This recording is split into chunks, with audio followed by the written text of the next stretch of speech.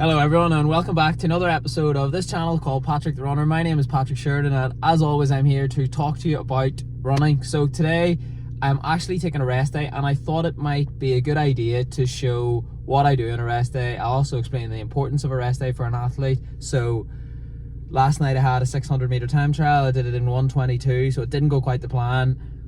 And I think my body is telling me that I need a day of rest and that I probably shouldn't have done the time trial because I had a couple of hard sessions during the week. But anyway, I'm gonna take you now and show you just what I do in bits and pieces throughout the day, because as I said before, resting is a part of training. And what I'm gonna do now is my wee brother Noah and my wee sister Hermione are actually competing in the Northern Ireland and Ulster age group championships. So that's just the Northern Ireland and Ulster championships for their age, and I'm going to take them today because I've been acting as their coach. Probably use that phrase loosely, but I actually have been giving them their program and stuff, so looking forward to see how they get on today, and that's what I'm going to be getting up to on my rest day. So let's see how the day goes. See y'all soon. Right, so we are a few miles away from the Mary Peters track here in Belfast. I've got Noah in the car who's doing the 3,000 meters, aren't you, Noah? Yeah. Hermione is doing the 800 meters today, and Heidi in the middle is actually a gymnast who's an international gymnast actually. So yes, it is going to be good and I'm looking forward to see how they get on.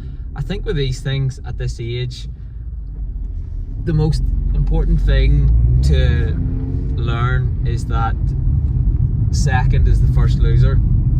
So a lift home is not guaranteed,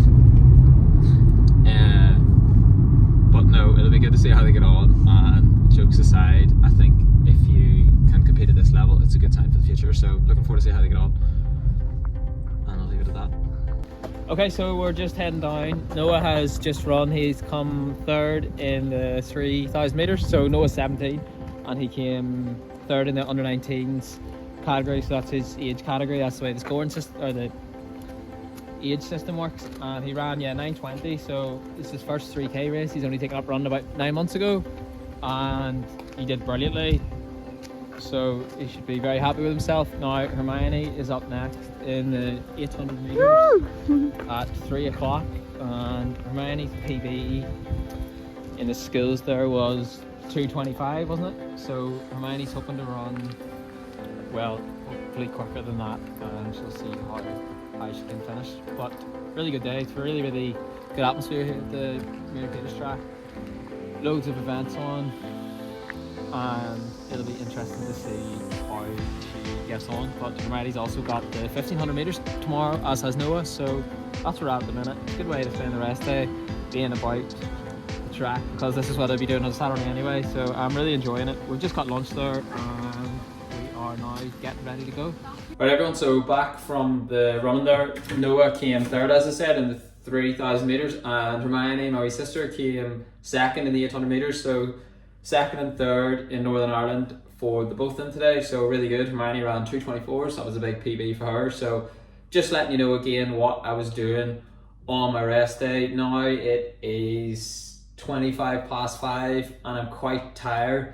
I find things like that, even if you're not exercising, are generally just exhausting. I don't know if it's the social aspect and the fact that there's a lot of stimulation and a lot of people around you that gets you excited and worked up, and also watching the races, there's probably a lot of nerves and adrenaline there, so that probably tires you out mentally and physically too, because you're also on your feet. But what I'm saying is it's a rest day, but I was still active, and you maybe feel like that wasn't the best day to actually recover. So what I'm going to do now is have a bit of toast here, try not to burn it. Then I'm gonna go for a sleep, which is something that I can do at this time when I'm not working. It's Saturday, so it's pretty good. I'm able to go to bed now. I'll try to sleep for an hour, so it's not something I usually do, but on a weekend I would try to, when I can, go to bed and sleep in the evening if I can, if that was professional. If I was a professional athlete, that's probably what I'd be doing. So yeah, that's really it. We're gonna go for dinner later on, so show you what we're doing there. So I'm gonna go for dinner with Megan, my girlfriend, as you know, and Heidi, Noah, and Hermione, my wee brothers and sisters. So that's what we're gonna do. Gonna have this toast now. Might have a bit of a sandwich or something because I just had a sandwich at the track. So this isn't what I eat in a day video. This isn't a what I eat in a day video, but just letting you know again how I'm going about the day, what I'm eating. I wanted to do this video also because I think recently I've been really trying to focus on quality in my sessions, and I've probably been doing less mileage the last 8 weeks or so to get ready for the track season. My mileage hasn't reduced drastically, but there were some weeks where it was about 35 or 40, when in the winter I was probably doing 55 and 60. But when you're doing 1 or 2 sessions a week that are effectively sprinting, and you're maybe doing 200-300s, maybe 400s at a really fast pace, they're exhausting. But when you look at the training diary for the week, when you're logging those days, it doesn't actually show that much mileage, but it still is a really hard day's work. So what I'm saying with the rest day and why I wanted to do this video was, I think when you're doing that amount of training, you can nearly get into your head when you look at the training diary at the end of the week and think, flip, I've only logged 40 miles this week. Is that going to stand to me? Should I be doing 50 or 60? But I think it's in those stages where you need to back yourself and think, no, this was part of the plan. The plan was to build a base in the winter, then add the specificity and the harder work, the faster reps in the spring, and obviously more so in the summer. So that was the idea. That's the plan that I'm sticking to, and I'm going to see it out. And I do think I can run 152 in this next 800 meter race. But this was a hard week of training I had since Manchester, which was now 2 weeks ago today. I did about a 55 mile week where the quality was pretty good as well. So it was a hard 55 mile week. It wasn't like there was 80% of that easy miles. It wasn't like that. It was obviously more like that in the winter, but not now. So that was a difficult week's training. And then I think the 600 time trial yesterday told me that I probably just overcooked it a bit the last few days, because that time trial started and I was already in trouble after about 100 meters, where you should really be in trouble after about 300 meters or 400 meters. And I just think that tells me that I needed to take a rest. And I think it's important that people know that is properly a part of your training. And if you're not recovering from things, then you're not going to be getting the benefits of the session that you're doing. But also it's important because things like that can prevent injury. If you just try to run every single day and you're not giving your body time for it to settle down, then you risk muscular injuries, you risk going over and getting a broken bone or a stress fracture, God forbid, or something like that. So it is important to take these days, and I do try to enjoy them because I think they can be a good day to almost just settle you down a bit. It's not sometimes just the actual running which takes up your time, but it's the preparation for going out for the run and then getting the shower after, and it can end up just taking more time than it actually should. So that's the reason for that. But hopefully that gives you all some insight into what I'm doing, and sure, I'll let you know what I'm at later. But right now I'm gonna have this piece of toast and then I'm gonna go to bed for a while. So talk to you all soon. Okay, so I have had my sleep there, and also I've been watching a bit of the athletics for the last while. So that's really all I've done this evening. It's now 8:05. We're about to go for a bit of dinner here with my family, or some of my family, as I said. And that's really going to be it for the day. It has just been a chill day. I haven't actually got out for a walk, but I did do a fair bit of walking around the track. So every day, even on a rest day, I'd like to get out at least for a 20-minute walk. I used to go on longer walks when I wasn't doing any running and I was playing football. I would like to walk for an hour or so. But I find now being out on my feet for an hour or so doesn't feel like something that I actually want to do when I've been training. So anyway, yeah, got out for a bit of a walk while I was at the track, and I haven't really wanted to do much else. And I think whenever I hear about professional athletes and how they actually live their lives, that's what I have found a lot of them to say, that they almost feel like other people would think that they're lazy because of how much of the job is resting and just doing nothing and allowing your body to recover for the next session. So that's how I've taken today. I think when I work at least 9 to 5 5 days a week, quite often more than that. I always try to tell myself that I have 2 days in the week, so like 2/7 of my life, really. I try to live like a professional athlete. So that's how I take days like today. I try to eat relatively well. I try to drink as much as I can. I always eat well. I always drink water. So that's not really the problem. It's more just trying to calm myself down, not get too excited about anything or think too much about running so that it tires me out, but just trying to relax. So that's what I've been doing. I've been watching the European Championships here, and it's been enjoyable to watch. So yeah. Something else I wanted to add here, just thought I would do a bit of a vlog for the day, but been watching the European Championships, and I think the 800 meters in particular is such an interesting event. I think athletics has so much potential, and it has so much potential to get bigger because I think it's so exciting. And at the minute, the 8 and 1500 meters are my favorite events, but I am biased because of the fact that I'm doing those events. So naturally, I'm going to think that they're particularly interesting. But I would really watch any event. I love the hurdles, which was just on there. I love the 400s. I love the sprints. I think they're absolutely phenomenal. I grew up watching Usain Bolt and think he's probably the greatest athlete of all time. I love watching the 5 and 10Ks. I'll be watching Jakob Ingebrigtsen tonight. I think he's a phenomenal runner, probably the best athlete in the world at the minute. He's definitely the best 5K runner. He's probably the best 1500 runner or the second best 1500 runner, but over the last 5 or 6 years I think he has dominated those events primarily. So athletes like that there are so inspiring to watch, and it's great to see.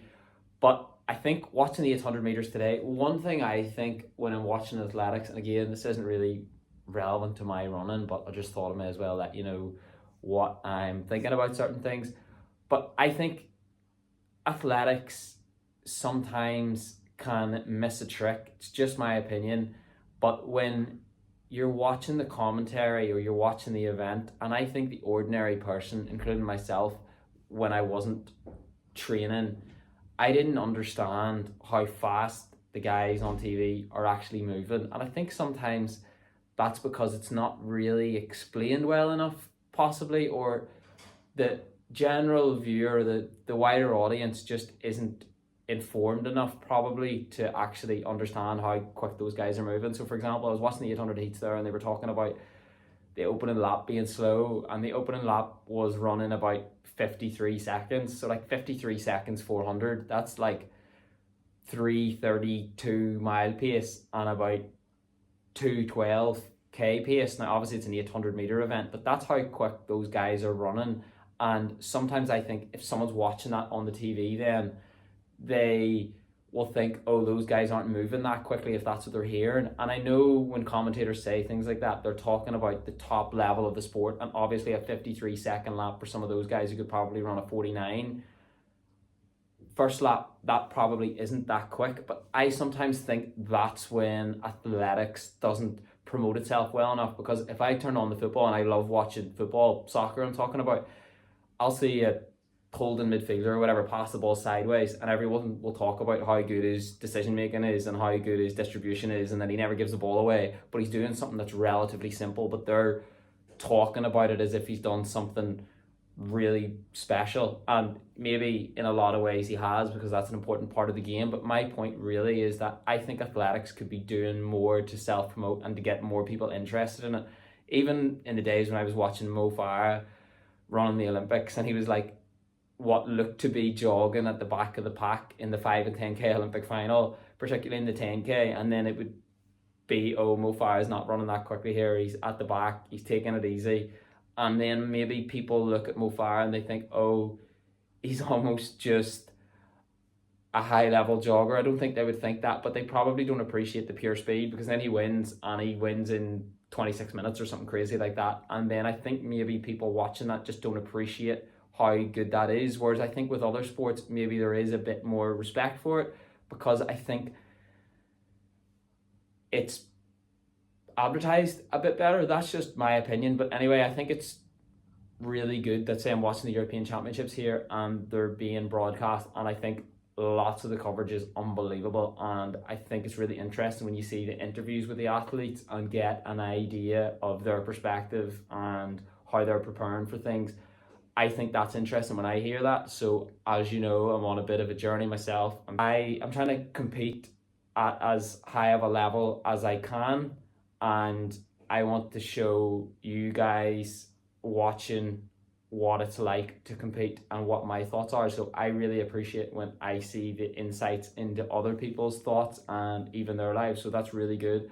Like, I'm watching their Elliot Giles, who's an 800 meter runner, and he has his own YouTube channel. He's just made the final of the 800 meters. So I think things like that are really interesting to see and watch, and people like that bring attention to the sport, and I think that's exactly what it needs. And the coverage, by the way, I'm not slating, but it's really good, and on the whole I think things are explained really well. All I'm saying is that sometimes I think the average viewer could be a bit more engaged if athletics as a whole did more to promote the sport by being positive about it. And as I said, on the whole it's pretty good, and I think things are getting a lot better. But I think the more people you can get watching the sport and appreciating it, then the better. So yeah, that's my thoughts for today. But for now, just about to go out to get dinner and just take it easy the rest of the evening, really get to bed at a decent time. So catch you all soon.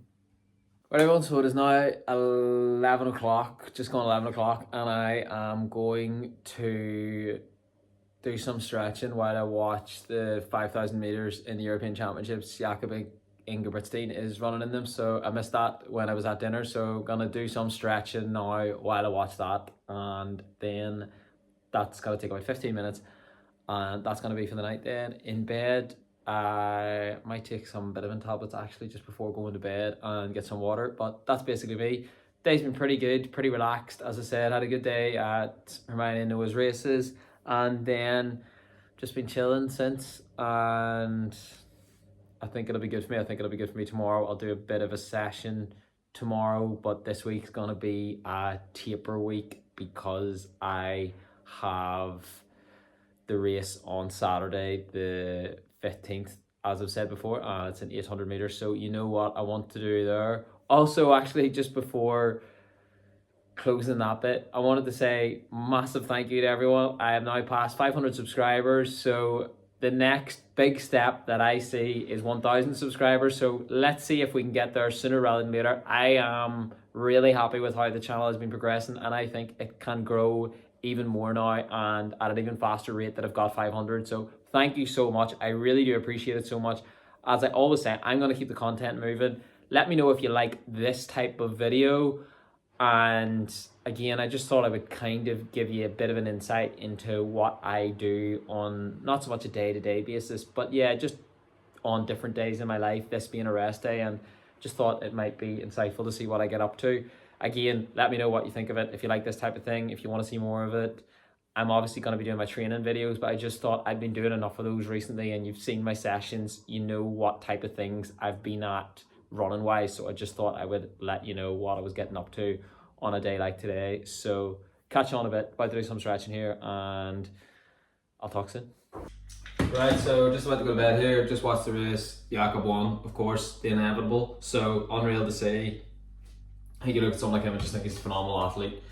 He just seems to make everything look so easy, which almost goes back to what I was saying before, in that he's just won the 5k there in 13:20, and he just made it look so unbelievably comfortable. I think he ran the last 800 in like 1:52 or something absolutely ridiculous. So it's just mad to think that he's that fit, really.